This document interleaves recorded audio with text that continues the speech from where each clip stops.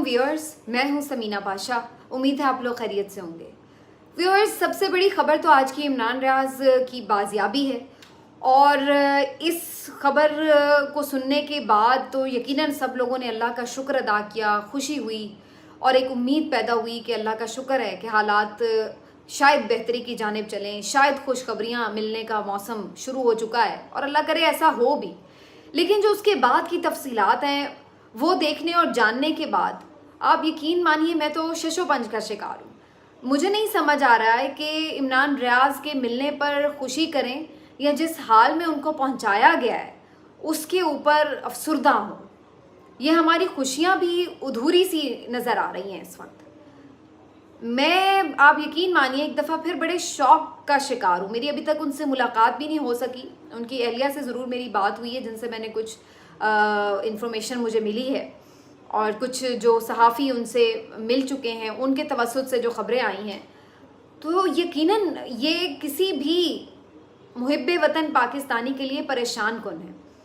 मुझे आज मौलाना तारिक जमील साहब के पास इंटरव्यू के लिए जाना था। मैं सफ़र में थी और इंटरव्यू में मसरूफ़ रही तो मैं बहुत ज़्यादा उस वक्त चीज़ें देख नहीं पाई। ये बहुत अच्छा एक इंटरव्यू रहा है, इंशाल्लाह आप लोगों को ये बहुत पसंद आएगा।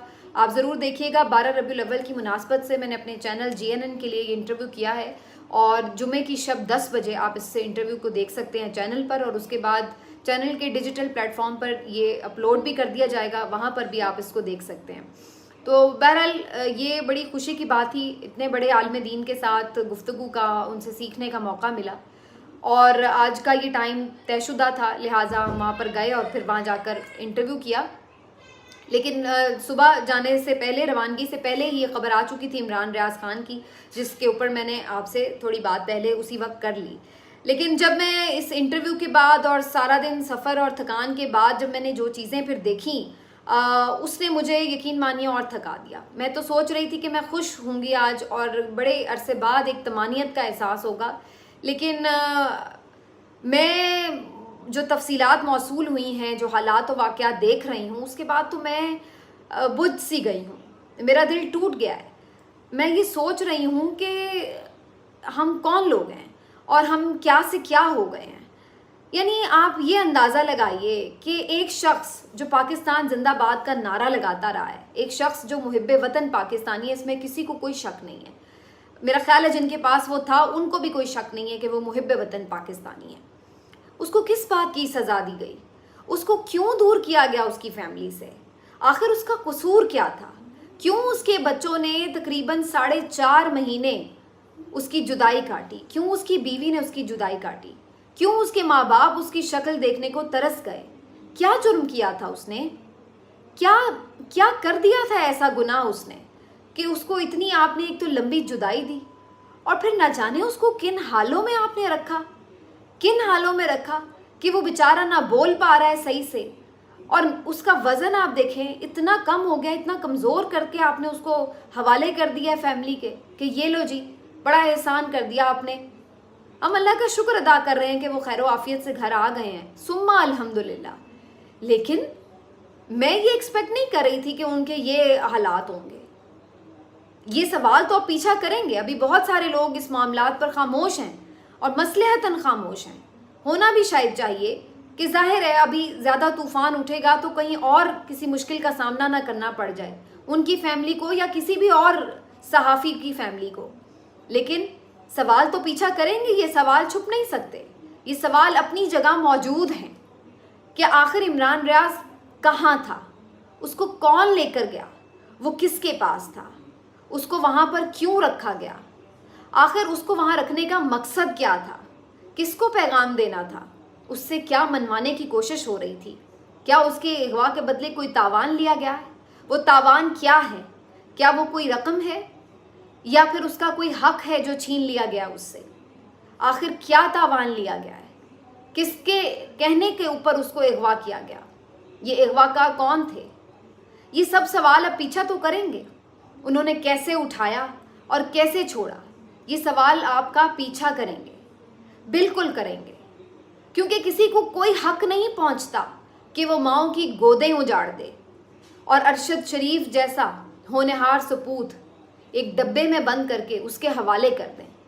5 بچے اس کے یتیم کر دیں، کسی کو حق نہیں پہنچتا کہ اس کی بیویوں کو بیوہ کر دیں، کسی کو حق نہیں پہنچتا کہ اس کی ماں کی گود اجاڑ دیں۔ اسی طرح کسی کو یہ حق نہیں پہنچتا کہ عمران ریاض کے بچوں کو ان کے باپ سے محروم کریں یا اتنی دیر ان کو جدائی میں رکھیں۔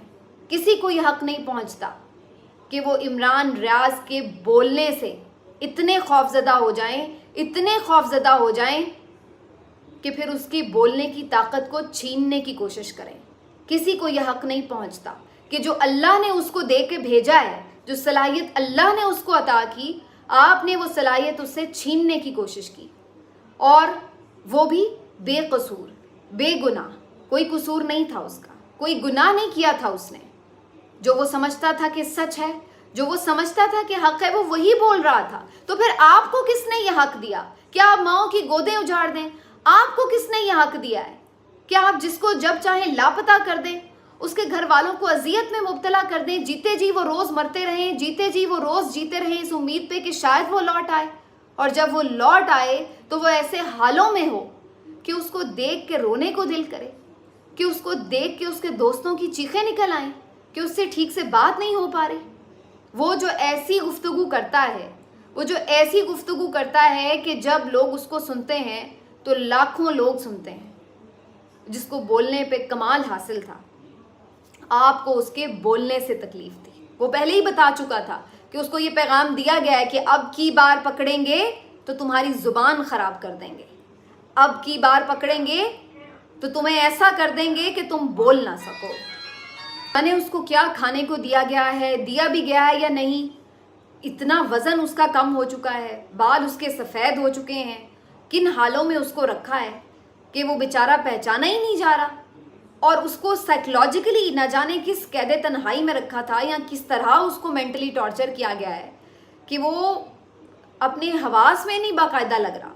اس کی آنکھوں کی چمک تو برقرار ہے، لیکن وہ کچھ بولنا چاہے بھی تو اپنا ایکسپریشن کھو رہا ہے، بات کرنے میں اس کو بہت دقت محسوس ہو رہی ہے۔ ابھی تو جب وہ بولے گا تو بتائے گا کہ اس کے ساتھ کیا بیتی ہے، وہ ایسا کس حال تک کیسے پہنچا ہے، لیکن دیکھنے کی بات یہی ہے کہ اس کے پہنچانے والے کون ہیں۔ میں تو اس دن شہباز تاثیر کو دیکھ رہی تھی، جو تقریباً 5 سال کے قریب طالبان کے چنگل میں رہا ہے، ان کے ساتھ رہا ہے، وہاں پر اغوا رہا ہے۔ وہ اس کا حال بہتر تھا، وہ جب واپس آیا تو وہ بہتر حالوں میں تھا، اور یہ جو 5 مہینے بھی نہیں رہ کے آیا، اور اس کا حال آپ دیکھ لیں کہ اس کا کیا حال ہے کہ اس سے بولنا مشکل ہو رہا ہے۔ یہ حال ہے۔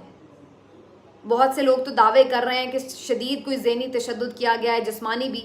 ابھی میں اس کی تصدیق نہیں کر سکتی کیونکہ میری ابھی اس سلسلے میں کوئی کنفرمیشن نہیں ہوئی ہے، لیکن جو اس کا حال ہے یہ بتا رہا ہے کہ وہ کسی اچھے حال میں نہیں رکھا گیا، نہیں رکھا گیا اس کو کسی اچھے حال میں۔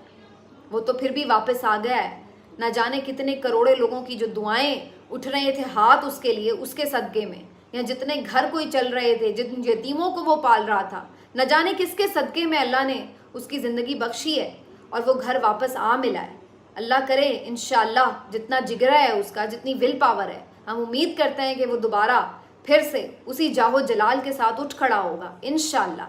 انشاءاللہ اللہ اس پہ اپنا کرم کرے گا، وہ پھر سے بولنے لگے گا، اسی طاقت کے ساتھ بولنے لگے گا۔ لیکن میں تو صرف یہ سوچ رہی ہوں کہ ابھی بھی بہت سے ایسے ہیں جو لاپتہ ہیں، نہ جانے وہ کن حالوں میں ہوں گے۔ بہت سارے ایسے ہیں، صحافی بھی، پولیٹیکل ورکرز بھی، بلوچستان کے بہت سارے لوگ، نہ جانے کون کون کن کن تحریکوں کے لوگ جو قبضوں میں ہیں، ابھی تک باہر نہیں آئے، اور ان کے ساتھ کیا بیت رہی ہوگی۔ یہ ہے ہمارے ملک میں جنگل کا قانون، یہ ہے ہمارے ملک کا جنگل کا قانون۔ لیکن یہ سوال اب رکیں گے نہیں، یہ پیچھا کریں گے، اور زیادہ زور اور شور سے پیچھا کریں گے کہ آخر کون ہیں آپ لوگ، اور کیا مقصد ہے آپ کا، اور کون آپ کو یہ فرعونیت عطا کر رہا ہے کہ آپ یہاں پر آ کر لوگوں کے بچوں کے ساتھ یہ سلوک کریں۔ بات تو اور بھی بہت ساری کرنی تھی مجھے، لیکن اس وقت میں صرف ایک اپڈیٹ آپ کو اور دے دوں کہ عمران خان صاحب کی بھی آج پیشی تھی، اور سول جج نے انہیں اپنی عدالت میں بلا رکھا تھا، اس سلسلے میں انہوں نے پیشی کے لیے پروڈکشن آرڈر بھی جاری کر دیے تھے، اور میں نے آپ کو پہلے ہی اپنے ویلاگ میں بتا دیا تھا کہ ان کو پیش نہیں کیا جائے گا، اور بالکل ایسا ہی ہوا۔ سیکیورٹی ریزن کا بہانہ بنا کر ان کو پیش نہیں کیا گیا۔ غیر شرعی نکاح کا جو کیس تھا اس میں انہیں طلب کر رکھا تھا عدالت نے۔ لیکن بہرحال اس کے علاوہ اسلام آباد ہائی کورٹ میں مختلف کیسز میں ان کی سماعت تھی، اور جس طرح کے این ایکسپیکٹڈ ہوتا ہے اسی طرح بہت سے لت و لال سے کام لیے جاتے رہے۔ سائفر کیس کی سماعت تھی، اس میں ضمانت پر فیصلہ ہونا تھا، لیکن وہ اس بات پہ فیصلہ کرنے لگ گئے کہ سماعت ان کیمرہ ہونی ہے یا نہیں ہونی، لوگوں کو باہر نکالیں یا اندر نکالیں۔ اسی چکر میں انہوں نے فیصلہ یہ بھی محفوظ کیا، لیکن ابھی تک وہ فیصلہ تو سامنے نہیں آیا۔ البتہ ایک فیصلہ ضرور آ چکا ہے کہ اب جو سائفر کیس کی سماعت وہ کر رہے ہیں جج صاحب ذوالقرنین صاحب، ابو الحسنات ذوالقرنین صاحب، وہ بہرحال اب دوبارہ کل اٹک جیل تشریف لے جا رہے ہیں، تو جس سے یہی ثابت ہو رہا ہے کہ فیصلہ تو جب بھی آئے اس معاملے کے اوپر پہلے کام وہ اپنا کر لیں گے، جا کے وہ مزید جوڈیشل ریمانڈ دے آئیں گے جو انہوں نے دینا ہے، تو اس کے اوپر مزید سماعت ہو جائے گی۔ ایک بات، دوسری بات جو ایک اور اہم درخواست تھی کہ اڈیالہ جیل منتقل کیا جائے، اس کے اوپر بھی آج سماعت ہوئی، اور اس کے بعد ان کے وکلاء کی طرف سے یہ بتایا گیا کہ اس فیصلے کے حق میں جو ہے ایک باقاعدہ عدالتی حکم نامہ جاری کر دیا گیا ہے کہ عمران خان کو اٹک جیل سے اڈیالہ جیل منتقل کر دیا جائے، اور ابتدا میں ان کے وکیل شیر افضل مروت صاحب جو ہیں ان کی طرف سے یہ کہا بھی گیا کہ غالباً انہیں منتقل کر دیا گیا ہے، لیکن پھر بعد میں تصدیق نہیں ہوئی، اور الٹیمیٹلی ان کے وکلاء نے بتایا کہ عمران خان صاحب ابھی تک اٹک جیل میں ہی ہیں۔ تو عدالتیں جو بھی فیصلہ کریں، آپ کو تو معلوم ہے عدالت کے فیصلے تو جوتے کی نوک پر ہیں، تو لہٰذا اس سے کوئی فرق نہیں پڑتا، ان کو اٹک جیل میں ہی فی الحال مقید رکھا گیا ہے۔ اور اس کے ساتھ ساتھ انٹرسٹنگ بات یہ بھی ہے کہ اب اس کے اوپر اور مہر تصدیق ثبت ہو گئی ہے کہ جناب وہ کل بھی اٹک جیل میں ہی رہیں گے، کیونکہ کل کی جو سماعت ہے سائفر کیس کی وہ بھی اٹک جیل میں ہی ہونا ہے۔ تو عمران خان صاحب کے لیے آگے آنے والے دنوں میں تھوڑے سے ابھی مشکلات اور مسائل برقرار ہیں، لیکن اس سلسلے میں کچھ جو پیش رفت پس پردہ جاری ہے اس سے کچھ چیزیں اب جڑ رہی ہیں کہ شاید اللہ کرے آنے والے دنوں میں کچھ صورتحال میں بہتری آ سکے، اور کہیں نہ کہیں کوئی بات کرنی پڑے، کیونکہ اب یہ ریئلائزیشن تو ہے، یہ تو دیوار پر صاف لکھا نظر آ رہا ہے کہ قیدی نمبر 804 سے آپ کو بات کرنی پڑے گی، وہ جیت چکا ہے، اس کی جیت کو مان لو، وہ فتح یاب ہے، آپ اس کو نہیں ہرا سکے، اس سے بات کرنی پڑے گی۔ اب یہ آج آپ کر لیں، ایک ہفتے بعد کر لیں، ایک مہینے بعد کر لیں، وہ ایک الگ بات ہے، لیکن جو آپ نے جتنے حربے آزما کر اس کو گرانا تھا، توڑنا تھا، وہ سب آپ نے کر لیے، اس سے وہ مزید بڑا ہی ہوا ہے، چھوٹا نہیں ہو سکا، اور اب وہ اتنا بڑا ہو چکا ہے کہ اب آپ کے پاس کوئی چارہ نہیں ہے سوائے اس کے کہ وہ آپ کو کوئی فیس سیونگ دے دے۔ ملتے ہیں آپ سے اپنے اگلے ویلاگ میں، اپنا خیال رکھیے، اللہ حافظ۔